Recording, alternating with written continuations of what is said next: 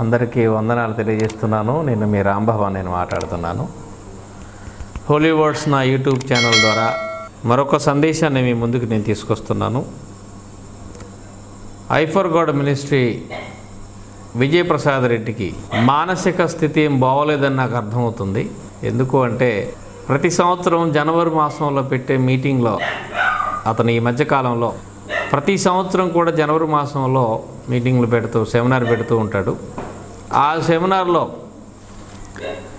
ఒకే వేదిక మీద ఉండే తనవారే, ఆ వేదిక మీద ఉండే తన చుట్టూ ఉండేటువంటి తనవారే వారిని గూర్చి ఈయన వాక్యాన్ని సంధించి మాట్లాడటం ఒక విచిత్రంగా విడ్డూరంగా కనిపిస్తూ ఉంది. ఆయన ఏం మాట్లాడుతున్నాడో ఒక వీడియో క్లిప్ చూడండి మీరు. ఎందుకంటే ఈ వ్యక్తి విజయప్రసాద్ రెడ్డికి ఎంత అనుకూలంగా ఉంటాడో మీ అందరికి బాగా తెలుసు. ఎంత అనుకూలంగా అతనికి దగ్గరగా ఉంటాడో, తన తమ్ముడుగా ఇద్దరు ఒకే వేదిక మీద కూర్చొని ప్రసంగాలు చేసేటువంటి వీళ్ళే తన తమ్ముడు గురించే ఇలా మాట్లాడుకునే పరిస్థితి విజయప్రసాద్ రెడ్డికి వస్తుందని నేను అనుకోలేదు. ఒకసారి అతను ఎవరో ఈ క్లిప్ చూడండి, ఆ తర్వాత మనం ముందుకెళ్దాం. చాలామందికి ఈ మధ్యకాలంలో ఫ్యాషన్ అయిపోయింది ఏంటంటే, మేము దేవుని పనికి పలానా ఉద్యోగం వదులుకొని వచ్చాము, మేము మిలిటరీలో పనిచేసేవాళ్ళం, జాబ్ వదులుకొని వచ్చాను నేను దేవుని పనికి. ఒకప్పుడు నేను గొప్ప సినిమా హీరోని, ఆ సినిమాలు వదులుకొని నేను ఇప్పుడు ఏదో ఆఫ్టర్ ఆల్ దేవుని సేవకు వచ్చేసాను అన్నట్టు.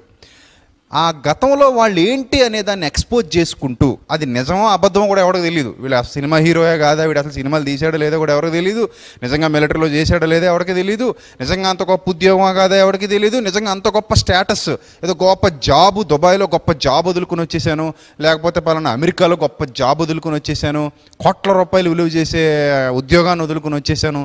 ఇలాంటి పబ్లిసిటీలు బిల్డప్లు ఇస్తూ మేము దేవుని కోసం ఇది చేసాం అది చేసాం, అసలు మా స్టేటస్ ఏంటనుకుంటున్నారు, మా లెవెల్ ఏంటనుకుంటున్నారంటే దాని అర్థం ఏంటి?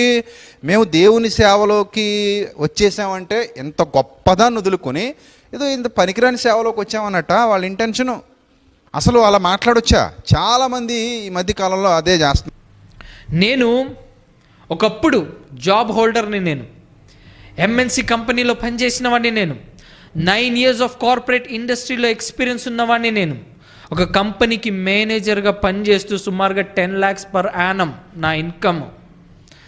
కానీ ఆ కార్పొరేట్ ఇండస్ట్రీని వదిలేసి నాకున్న ప్యాషన్ని బట్టి సేవలోకి దిగాను. నేను నాకున్న దాన్ని వదిలేసుకొని నేను సేవలోకి వచ్చాను.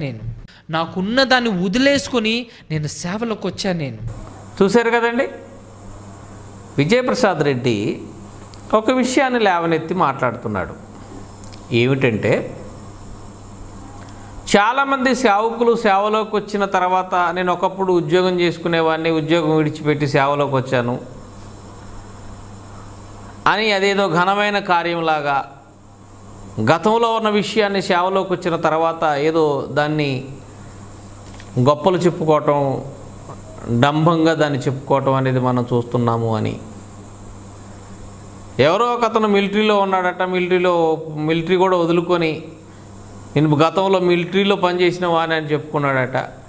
ఎవరో ఒక అతను సినిమాలో ఆఫర్స్ ఉంటే సినిమాలో హీరోగా పనిచేశారు, హీరోగా నటించాను, మరి ఇప్పుడు నేను దేవుని సేవ చేస్తున్నానని డంబాలు చెప్పుకుంటున్నట్టుగా అతను ఆరోపణ చేస్తూ మాట్లాడుతున్నాడు. దానికి రెఫరెన్స్లు కొన్ని జోడించుకుంటూ మాట్లాడుతున్నాడు. ఇలా చెప్పుకోవటం రైటా, వాక్యానుసారమేనా అనే ఒక భావజాలాన్ని వ్యక్తం చేస్తున్నాడు విజయప్రసాద్ రెడ్డి. ఏంటో విచిత్రం, ఈ లోకంలో కలిసి పనిచేసే వాళ్ళే ఇలా ఒకరి మీద ఒకరు దుమ్మెత్తుకొని పోసే పరిస్థితి వస్తుందని నేను ఊహించలేదు విజయప్రసాద్ రెడ్డి విషయంలో. అది ఇక్కడ నేను చూస్తున్నాను. తనకి తమ్ముడు అని తన గురించి మాట్లాడేటువంటి విజయప్రసాద్ రెడ్డి ఆ తమ్ముడికి అన్నకి మధ్య ఒక కోల్డ్ వార్ నడుస్తున్నట్టుగా అర్థమవుతుంది. ఎందుకంటే తమ్ముడు ఒకటి మాట్లాడితే అన్న ఒకటి మాట్లాడుతున్నాడు. మళ్ళీ మీ అందరూ ఒకటే అని చెప్పుకుంటారు, అందరూ ఒకే వేద మీద కూర్చుంటారు. కానీ బైబిల్ దగ్గరికి వచ్చేసరికి ఆయన ఒక భావజాలం చెప్తాడు, ఈయన ఒక భావజాలం చెప్తాడు. ఇదేంటో విచిత్రంగా ఉంది నాకు. ఎందుకు అసలు మీరందరూ ఒకటేనా, లేకపోతే అంతర్గతంగా తన్నుకుంటున్నారా? తెర మీద మాత్రమే కనిపించుకోకుండా కత్తులు నూరుకుంటున్నట్టుగా మిమ్మల్ని చూస్తుంటే నాకు అర్థమవుతుంది. దీనికి విజయప్రసాద్ రెడ్డి సమాధానం చెప్పాలి. ఏం జరుగుతుందో ఆయనే చెప్పాలి. ఇప్పుడు మనం విజయప్రసాద్ రెడ్డి మాట్లాడినటువంటి మాటల్ని కాసేపు ఆలోచిద్దాం ప్రియులారా. ఆయన మాట్లాడినటువంటి మాటల్ని కొన్నిటిని మనం ఆలోచిద్దాం. ఏం మాట్లాడుతున్నాడు? ఒకప్పుడు ఉద్యోగస్తుడు ఉద్యోగం చేసేది వదిలిపెట్టి సేవలోకి వస్తే అది చెప్పుకోవటం ఎందుకు? ఇది వాక్య విరుద్ధము అని చెప్తున్నాడు. ఒక అతను మిలిటరీలో పనిచేసిన వ్యక్తి దేవుని సేవలోకి వచ్చేసి నేను గతంలో మిలిటరీలో చేశాను అని చెప్పుకోవటం తప్పని తను వాదిస్తున్నాడు. ఇది ఎంతవరకు కరెక్టు? ఒకవేళ ఉద్యోగాన్ని వదిలిపెట్టి సేవలోకి వస్తే, మిలిటరీలో పనిచేసే జాబ్ను కూడా వదులుకొని సేవలోకి వస్తే, సినిమా ఇండస్ట్రీలో ఒక హీరోగా నటించి సేవలోకి వచ్చేస్తే, గతంలో నేను ఇది చేశాను, నేను నటించాను, లేదంటే మిలిటరీలో పనిచేశాను, లేదంటే నాకు ఒక జాబ్ ఉంది, ఆ జాబ్లో నేను పనిచేశాను, ఇంత ఆదాయం సంపాదించుకున్నాను, అయినా దేవుణ్ణి ప్రేమించి అవన్నిటిని విడిచిపెట్టి సేవలోకి వచ్చాను అని చెప్పుకోవటం తప్ప అని నేను క్వశ్చన్ చేస్తున్నాను ఈ సమయంలో. దానికి కొన్ని ఏదో రెఫరెన్స్లు కోడ్ ఇచ్చి మాట్లాడుతున్నాడు. అవి ఆయన చూపించినవి బైబిల్లో ఉన్నవే, కానీ దీనికి మాత్రం సూట్ అవ్వదు. ఈ విషయం మీద మాత్రం ఆ రెఫరెన్స్లు, ఆ మాటలు, ఆ వాక్యాలను అన్వయించుకోవటం అనేది తప్పు. ఎందుకు అంటే ఒక వ్యక్తి దేవుని సేవలోకి వచ్చిన తర్వాత గతంలో ఏం చేశాడో చెప్పుకోవటం అనేది పౌలు గారి జీవితంలో కూడా మనం చూస్తుంటాం. ఏమండి, బైబిల్లోకి వెళ్ళి చూద్దామా? బైబిల్లోకి వెళ్ళి ఒకసారి చూడండి. పౌలు గారు గతంలో ఎలా ఉన్నాడో తన సేవా జీవితంలో జ్ఞాపకం చేస్తున్నాడు కొంతమందికి. మొదటిగా గలతీ పత్రిక 1వ అధ్యాయం 13వ వచనం మనం చదివితే పౌలు గారు చూడండి ఏమంటున్నాడో. గలతీ సంఘానికి పత్రిక రాస్తూ, పూర్వమందు యూదా మతస్థుడనై ఉన్నప్పుడు నేను దేవుని సంఘమును అపరిమితముగా హింసించి నాశనము చేయుచు నా పితరుల పారంపర్య ఆచారమునందు విశేష ఆసక్తి గలవాడనై నేనున్నాను అన్నాడు. చూడండి, ఈ పౌలు గారి జీవితాన్ని క్రీస్తు దగ్గర రాక మునుపు మీరు ఆలోచించండి. యూదా మత ప్రవిష్టుడుగా మనం చూస్తున్నాం. యూదా మత ప్రవిష్టుడండి, క్రైస్తవులను బాగా హింసించిన వాడండి. అంటే పౌలు గారు నేను యూదా మతస్థుడను, యూదా మత ప్రవిష్టుడను చెప్పుకోవటం ఇప్పుడు విజయప్రసాద్ రెడ్డి చెప్పినట్టుగా ఆలోచిస్తే తప్పేనా? నిజంగా అండి, యూదా మతంలో యూదా మత ప్రవిష్టుడిగా ఉండి దాన్ని అనుసరించే సమయంలో పౌలుని ఒకసారి మీరు ఆలోచించండి.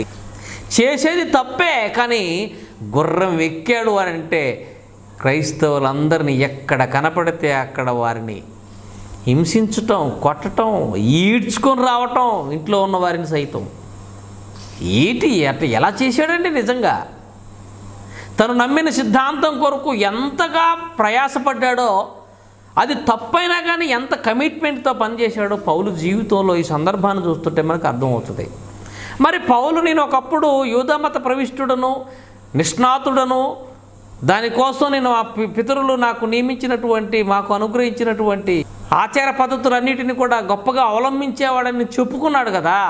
ఇప్పుడు విజయప్రసాద్ రెడ్డిని చెప్పినట్టుగా గతంలో సేవలోకి వచ్చి రావడానికి ముందు ఉద్యోగం చేసిన వాళ్ళు దాన్ని వదులుకొని నేను ఇంత సంపాదించుకున్నాను, ఇంత సేవ చేశా, నేను ఇంత ఉద్యోగం చేశాను, సేవలోకి వచ్చినప్పుడు ఇవన్నీ కూడా వదులుకొని వచ్చానని చెప్పుకోవటం ఎలా తప్పు అవుతుంది చెప్పండి? ఇది తప్పు అవుతుందా? సేవలోకి రావాలి, రాకపోవటం అనేది వాళ్ళ ఇష్టం. అది వదులుకోకపోవటం అనేది వాళ్ళ ఇష్టం, వాళ్ళ స్వతహా నిర్ణయం అది. అలాంటప్పుడు దాన్ని మనం క్వశ్చన్ చేయడానికి లేదు. అది కొంతమంది సేవ చేస్తూ ఉద్యోగం చేసే వాళ్ళు ఉన్నారు, ఉద్యోగాన్ని కూడా వదులుకొని సేవలోకి వచ్చిన వాళ్ళు ఉన్నారు. గతంలో ఏం చేశారో సేవా జీవితంలో జ్ఞాపకం చేసుకోవటం ఏం తప్పేమి కాదు. అలా తప్పు అనుకుంటే పౌలు గారు చేసింది కూడా తప్పే అవుతుంది. మరి పౌలు గారు చేసేది కూడా తప్పే అవుతుంది. ఈ స్టీఫెన్ జోబు గురించే చెప్తున్నట్టుగా అనిపించింది మొదటిగా. మరి ఆ స్టీఫెన్ జోబు గురించి, జేమ్స్ గురించే మాట్లాడాడో, స్టీఫెన్ జోబు బాబు గురించి మాట్లాడాడో విజయప్రసాద్ రెడ్డికే తెలియాలి. ఎందుకంటే స్టీఫెన్ బాబు కూడా అలాగే మాట్లాడుకున్నాడు. నేను ఒకప్పుడు జాబ్ చేసేవాడిని, సంవత్సరానికి ఎంత ఆదాయం వచ్చేది నాకు, వాటన్నిటిని విడిచిపెట్టి నేను సేవలోకి వచ్చానని చెప్పుకున్నాడు. ఓరి నాయన, ఇప్పుడు మరి స్టీఫెన్ బాబు నువ్వేం చేస్తున్నావు ఏంటో తెలియదు, నీ వీడియోకి ఎందుకు స్పందించడం లేదో తెలియదు. మరి నీ అన్నయ్య నీ మీద పడుతున్నాడు, ఇప్పుడు దీనికి నువ్వెందుకు స్పందించవు? ఎవడో ఏదో ఆడియో దొరికిందని చెప్పేసి రెచ్చిపోయి ఏదో కొంపలు ఆరిపోతున్నట్టుగా రెచ్చిపోయావు పిచ్చి పిచ్చిగా. ఇప్పుడు మీ గురించే మాట్లాడుతున్నప్పుడు కనీసం ఒక్క మాట స్పందన కూడా తెలియజేయట్లేదు, చిన్న కామెంట్ కూడా చేయట్లేదు. ఎందుకు స్టీఫెన్ బాబు? ఓహో మీ అన్ననా? ఓహో నిన్ను అనలేదని అనుకుంటున్నావా? లేదంటే దొంగకు తేలుగుట్టాడు సైలెంట్గా ఉన్నావా? స్టీఫెన్ బాబు నీకే చెప్తున్నాను, నీ అన్న నీ గురించి అన్నట్టుగా ఉంది. నీ గురించి అన్నాడు, ఇంకెవరి గురించి అన్నాడో ఆయనకు తెలుసు, నాకే తెలియదు. కానీ నీ గురించి అన్నట్టుగా కనపడుతుంది. ఇక్కడ ఉద్యోగం వదిలేసుకుని సేవలోకి రావటం, నేను వచ్చాను ఇలా చెప్పుకుంటున్నారని అంటున్నాడు, అది నీ గురించి అన్నట్టుగానే ఉంది. మరి దీనికి నువ్వేం స్పందించవా? అన్నా ఎందుకు ఇలా మాట్లాడుతున్నావు? ఏ మాట కూడా మాట్లాడవా? ఇప్పుడు నేను స్పందించి మాట్లాడుతున్నాను. నీ అన్న మాట్లాడేది తప్పు. నువ్వు సేవలోకి వచ్చావు, చూసావా, చెప్పుకున్నావే, అది నీ వ్యక్తిగతం. అది చెప్పుకోవటం తప్పేమీ కాదు. నువ్వు సేవకి అది వదిలేసుకొని వచ్చానని చెప్పుకోవడం తప్పేమీ కాదు. నేను నీకు సపోర్ట్ చేసి మాట్లాడుతున్నా. నీకెందుకు స్పందన రాలేదు ఇప్పటిదాకా? ఎందుకు రాదంటే నీ అన్న. మరి ఏదో ఒక ఆడియో దొరికితే డబ్బులు అడిగారా? నాకు ఆడియో దొరికితే దానికి పెట్టలేకపోయాను, కాలుగాలని పిల్ల గెంతావు నువ్వు. మరి నీకు యూనివర్సిటీ మీద ద్వేషం, అది నీకు యూనివర్సిటీ మీద ఉన్న ద్వేషం అది. అందుకే కాలుగాలని పిల్లిలాగా గెంతావు, పనికి మేళ మాటలన్నీ వాగే వచ్చి. మరి ఇప్పుడు ఎందుకు మాట్లాడవు? అంటే ఓహో నీ అన్న మీద నీకు ప్రేమ కనపడుతుంది నాకు, ఆడేం మాట్లాడ నాకేం పర్వాలేదు అన్నట్టుగా ఉన్నావు నువ్వు, అంతేగా. కాబట్టి పిల్లరా, విజయప్రసాద్ రెడ్డి మాట్లాడింది తప్పు. పౌలు గారు గతంలో నేను యోధామత ప్రవిష్టుడని చెప్పుకున్నాడు. యోధామతంలో ఎంత నిష్టగా ఉన్నాడో చెప్పుకున్నాడు. అంతేకాదు, దూషించాను, నేను సంఘాన్ని హింసించాను అని కూడా చెప్పుకున్నాడు. అంతేకాదు, మరి హింసకుడును, దూషకుడును, హానికరుడును, పాపులలో ప్రథముడునని చెప్పుకున్నాడు పౌలు. గతంలో ఏం చేశాడో అవన్నీ జ్ఞాపకం చేశాడు పౌలు కొన్ని సందర్భాలలో. అలాంటప్పుడు మరి తప్పే అవుద్ది పౌలుది, నువ్వు చెప్పిన ప్రకారంగా తప్పే అవుద్ది. కానీ పరిశుద్ధాత్మ దేవుడే ఆయనతో రాయించాడు, విషయాన్ని చెప్పించాడు అంటే మనం తప్పుగా భావించుకోవటం, అలా చెప్పటం తప్పు అని అనుకోవటం తప్పు. అది రైటే. స్టీఫెన్ బాబు గురించి మాట్లాడుతున్నావో, జేమ్స్ గురించి మాట్లాడుతున్నావో నీకే తెలియాలి. ఎందుకంటే నేను పూర్తిగా అబ్జర్వేషన్లో పెట్టాను. నువ్వు ఏ వీడియో మాట్లాడుతున్నావో నేను పూర్తిగా అబ్జర్వేషన్లో పెట్టేశాను. నువ్వు ఎక్కడ తప్పు మాట్లాడినా మొట్టమొదటిగా వినిపించే గొంతు నాదే. నువ్వు ఎక్కడ తప్పు మాట్లాడినా మొట్టమొదటిగా వినపడే గొంతు నాదే. ఈ మధ్యకాలంలో నువ్వు తమ్ముడు అని చెప్పుకున్నావే. స్టీఫెన్ బాబు కాకుండా ఇంకొక తమ్ముడు అన్నాడుగా నీకు. తమ్ముడు అని ఒకే వేదిక మీద కూర్చొని ప్రసంగాలు చేయించావుగా, అతనితో కూడా ప్రసంగం చేయించావుగా. మీరు అందరూ ఒకే వేదిక మీద కూర్చొని ప్రసంగాలు చేశారుగా. ఆ తమ్ముడే నిన్ను ఉతికారేస్తున్నాడు, నీకు కాలిపోతుంది లోపల. నాకు తెలుసు నీ సంగతి. తట్టుకోలేక ఆయన ఒకటి మాట్లాడితే దానికి వ్యతిరేకంగా నువ్వు ఒకటి మాట్లాడుతున్నావు. ఆయన ఒకటి మాట్లాడితే నువ్వు ఒకటి మాట్లాడుతున్నావు. కట్టుబొట్టు గురించి ఆయన అంటాడు, కట్టుబొట్టు రైట్ కాదని నువ్వు అంటావు. ఇద్దరు ఆయన అవునంటే నువ్వు కాదంటావు, నువ్వు కాదంటే ఆయన అవునంటున్నాడు. ఏంటి మీ ఇద్దరి మధ్య కోల్డ్ వార్? కత్తులు ఒకటి పట్టుకొని ప్రత్యక్షంగా కనపడట్లేదు, అంతే. నలిగిపోతున్నావు నువ్వు. దీనికి కారణం ఏంటి తెలుసా? నువ్వు చేసిన తప్పిదం. నువ్వు ఏదైతే విత్తావో అదే పంటకు వస్తున్నావు. ఈరోజు ఏది విత్తావో అదే పంటకు వస్తున్నావు. కాబట్టి విజయప్రసాద్ రెడ్డి మాట్లాడింది తప్పు. సేవలోకి వచ్చిన తర్వాత గతంలో ఏం చేశామో జ్ఞాపకం చేయొచ్చు, అది తప్పేవి కాదు. విజయప్రసాద్ రెడ్డి మాట్లాడిందే తప్పు. జ్ఞానులను సిగ్గుపరచుటకు పెంట మీద ఉన్నవారు లేపుతా అన్నది దీనికి అన్వయించకూడదు.